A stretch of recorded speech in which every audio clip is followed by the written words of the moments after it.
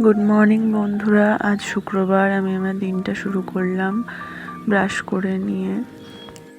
আজ একটু দেরি হয়ে গেছে উঠতে, মেয়েকে আর টিফিন করে দেব না, ওকে চুলটা বেঁধে দিয়ে ওর বাবাকে বলেছি বাইরে থেকে টিফিন ওকে দিয়ে দিও, ওকে কিছু কিনে। ওর চুলটা বাঁধা হয়ে গেছে। আজকে ওর কিছু প্রজেক্ট ফাইল জমা দেওয়ার আছে, তাই জন্য ওকে গুছিয়ে রেডি করে দিলাম। ও এবার স্কুলের জন্য রেডি হয়ে বেরিয়ে গেল। এর মাঝে ছোটটা উঠে গেছে ঘুম থেকে, ওকে একটু ব্রাশ করিয়ে দিয়ে মুখটা ধুয়ে দিলাম। এবার আমরা চলে যাব ওষুধ খেতে।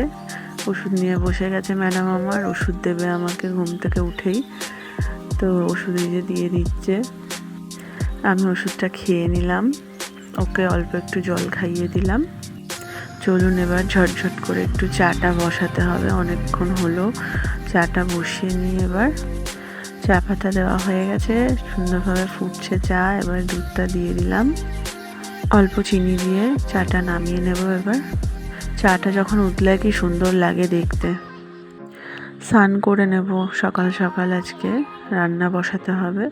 আজ করব বিউলির ডাল আর আলু পোস্ত রান্না। তো আমার কড়া গরম হয়ে গেছে, ফোড়ন দিয়ে মশলা দিয়ে সেদ্ধ করা ডালটা আমি দিয়ে দেবো মশলা কষানো হয়ে গেলে। তো ডালটা ফুটে উঠুক ততক্ষণ অল্প একটু মিষ্টি আর ঘি দিয়ে ডালটা নামিয়ে নেব। আজকে অনেক দিন পর একজন বেরাবে, সেটা হচ্ছে আমাদের শিলনোড়া মহাশয়।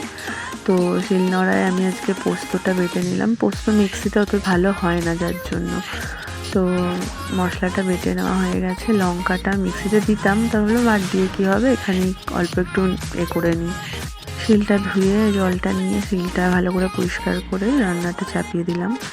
কড়া গরম হয়ে গেলে একটু তেল দিলাম। তেলের মধ্যে ফোড়ন হিসেবে একটু কালো জিরে আর শুকনো লঙ্কা দিয়েছি, গন্ধটা সুন্দর হয়। কাঁচা লঙ্কা দিলে একটু ছেটে, তো একটু নুন দিয়ে দিলাম।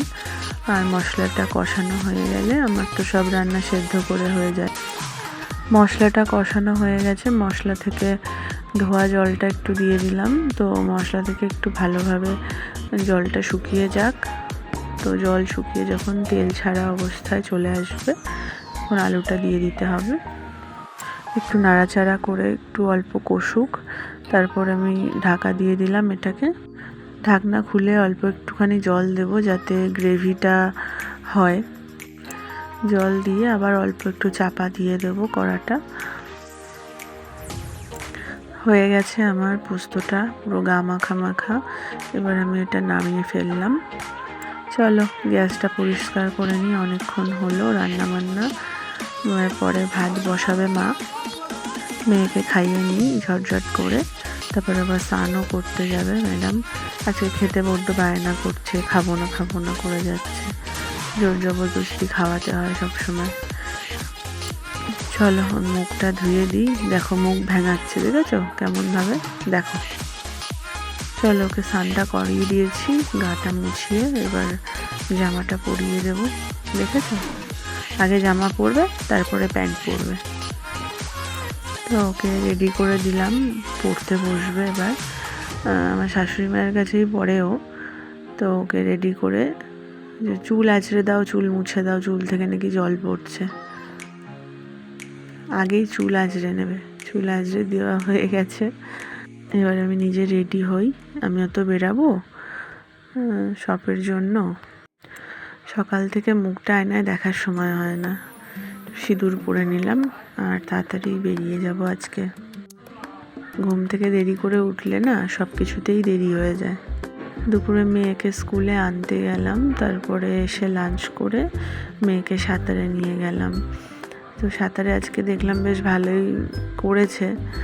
এরকম লাভ দেয় জানো তো সাঁতারে গিয়ে, সবাই হাসি আমরা যারা উপরে দাঁড়িয়ে দাঁড়িয়ে দেখি বাচ্চাদেরকে।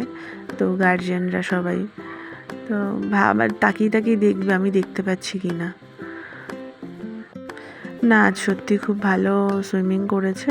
এবার ফুচকা খাইয়েছি তার জন্য। আমার তো দিনটা এইভাবেই কাটলো। আপনাদের কেমন কাটলো?